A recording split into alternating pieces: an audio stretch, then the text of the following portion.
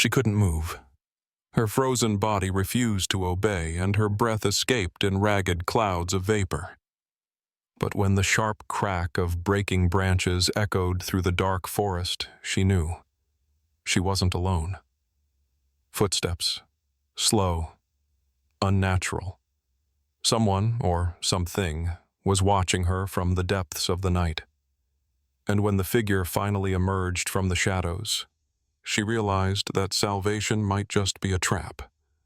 But what happened next will leave you breathless. Let's start from the beginning. The cold bit into her skin, seeping through the thin layers of clothing, piercing every cell of her body, making her movements slow and useless. Melissa Harper struggled to unclench her cramping fingers and tried once more to swipe across her phone screen. The touchscreen didn't respond. The frost had numbed her hands, turning them into useless blocks of ice. The phone flickered weakly, its last dying breath of hope, then went dark. The darkness closed in around her, absolute, impenetrable, leaving no options. She gasped in a lungful of icy air, but even that felt too heavy. Her breath escaped in short, ragged clouds of vapor, dissolving quickly into the night. Her heart beat sluggishly, tired, just like the rest of her body.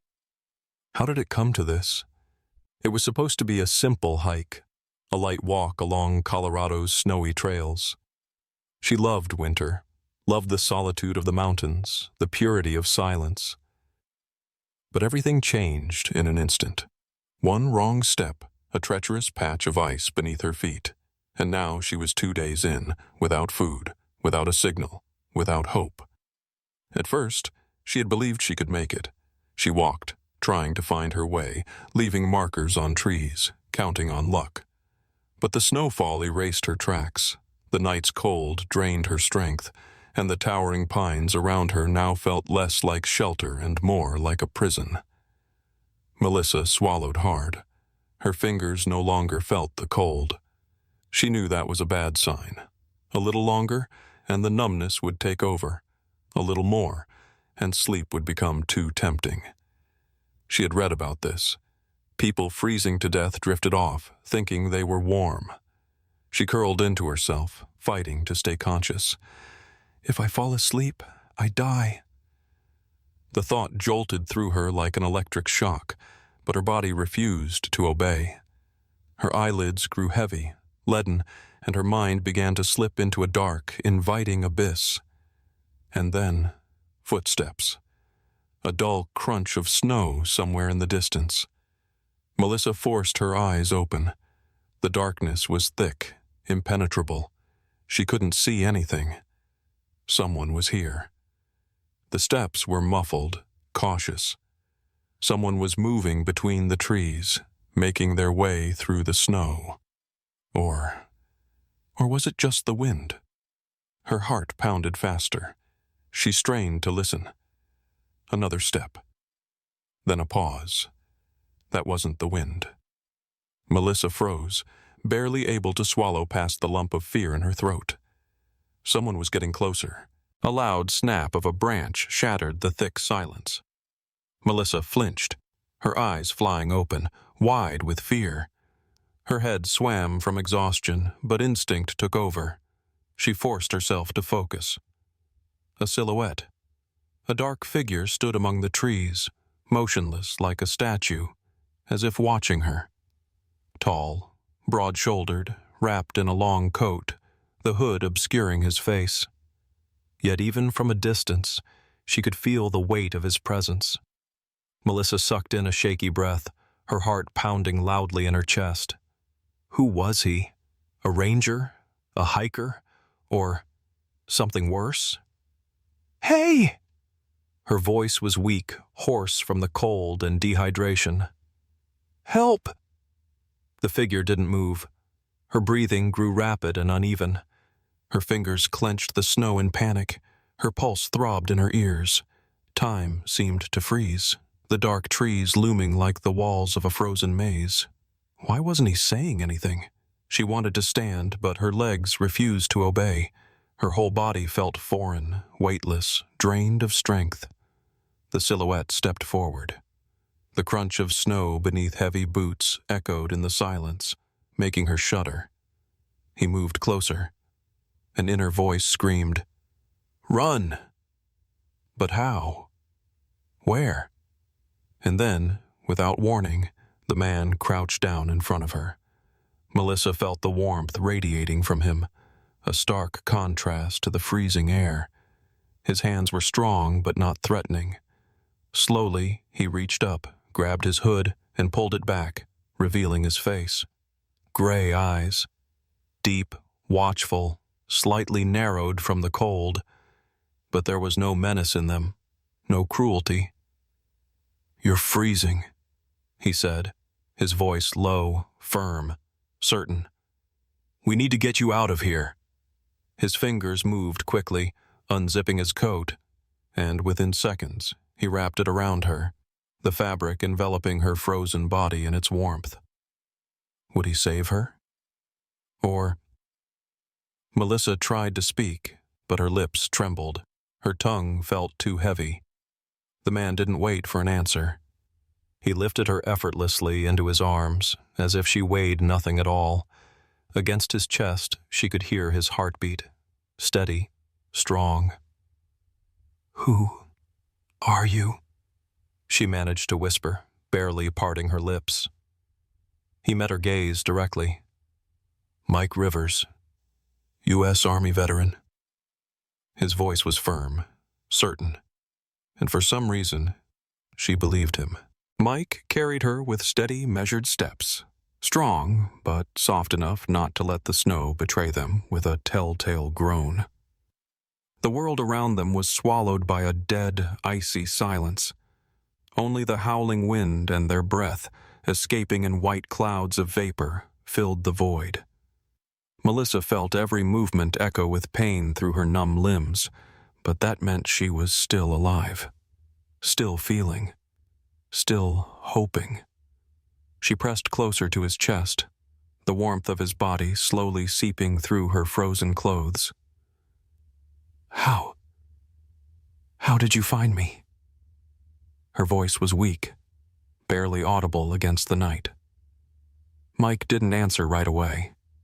He kept moving, his pace unwavering, but she felt the way his muscles tensed, as if he was weighing his words. "You're not the first I've found out here," he finally said, his voice low, cautious. Melissa stiffened. Not the first? She tensed, trying to process his words. What do you mean?" Mike exhaled deeply, his grip on her tightening slightly. "People go missing in these woods," he said, eyes locked ahead, scanning the darkness. "And it's not always an accident." A different kind of cold crept down her spine this time. What are you saying?" She lifted her head, but his gaze remained fixed on the forest, listening, searching for something hidden in the thick black void between the trees. "These woods." His jaw clenched.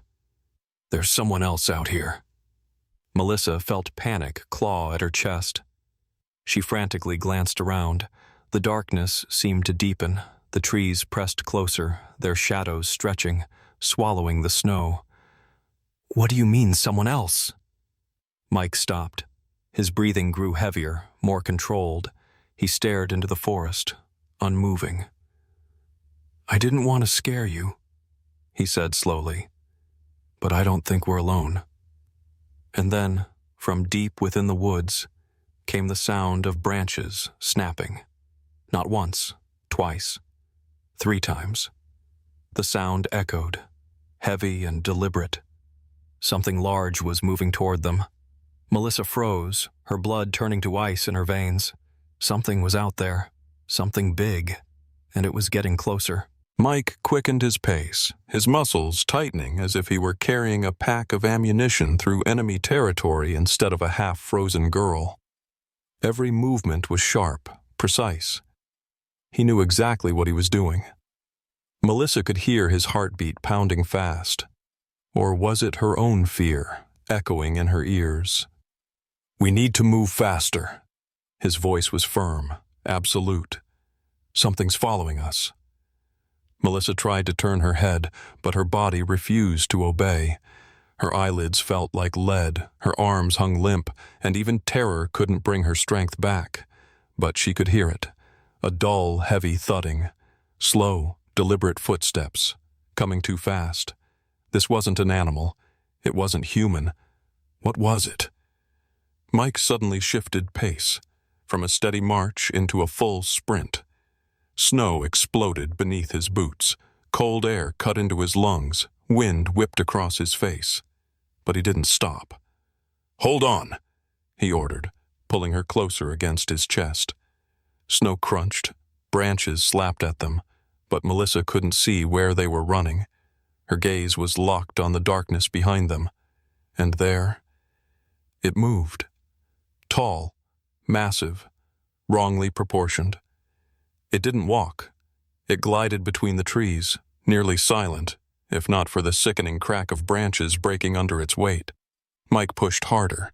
Up ahead, a road, narrow, dusted in snow, cutting through the forest's suffocating grip. A truck. Old, frost-covered, but real. Their one shot at escape. Mike closed the distance in 3 long strides, yanked the door open, and practically threw Melissa inside before slamming it shut. Click. The lock engaged. The cracking branches behind them stopped. Like it had stopped. Mike slid behind the wheel, fumbling for the keys in his pocket. He shoved them into the ignition. The engine sputtered. Melissa froze, her chest heaving with panicked breaths. "Mike." He didn't answer. Slowly, he lifted his head and looked into the rearview mirror. Something stood in the darkness, huge, motionless, waiting. Mike turned the key again. The engine roared to life. The headlights cut through the night. And in that instant, it was gone. Mike slammed the gas pedal. The tires spun against the snow, struggling for grip. Then the truck lurched forward, shooting down the road. Melissa pressed back into her seat, her eyes darting from the side windows to the mirror. But the forest behind them was empty once more. She clenched her hands into fists, trying to steady her breathing. She had been seconds from death. But an American hero had changed everything.